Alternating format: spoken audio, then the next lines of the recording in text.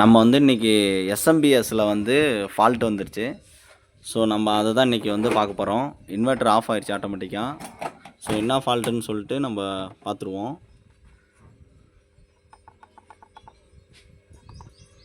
Even லாக்கில் போனோம்னா நம்மளுக்கு பாருங்கள் 48 வோல்டேஜ் பவர் சப்ளை ஃபால்ட்டுன்னு வந்துருச்சு.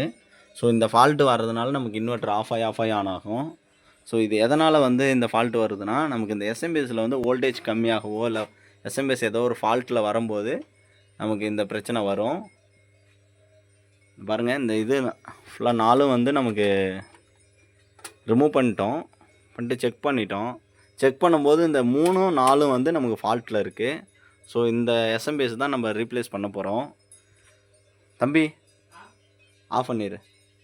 இப்போ ஆஃப் பண்ணிவிட்டு நம்ம வந்து இந்த எஸ்எம்பிஎஸ் வந்து நம்ம ரீப்ளேஸ் பண்ண போகிறோம். நம்மள்ட்ட புதுசு இருக்குது ஆல்ரெடி.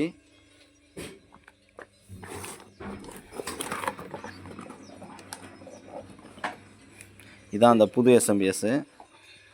ஸோ இதை தான் நம்ம வந்து ரீப்ளேஸ் பண்ண போகிறோம். இந்த எஸ்எம்பிஎஸ் எதுக்கு யூஸ் பண்ணுறோன்னா, நமக்கு 230 வோல்ட்டை வந்து 48 வோல்டேஜாக நம்ம வந்து இந்த டிசி சப்ளைக்காக நம்ம கொடுப்போம். ஸோ அதுக்காக தான் நம்ம வந்து எஸ்எம்பிஎஸ் யூஸ் பண்ணுவோம். கழட்டியிருப்போம்.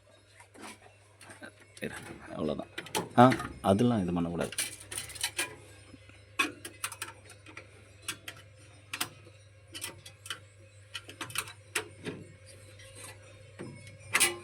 அந்த பெரிய டெஸ்ட் கூட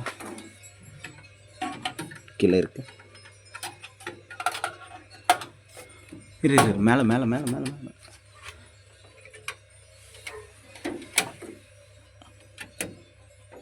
பாக்கெட்டாக ரொம்ப டைட்டாக இருக்குது. Okay friend.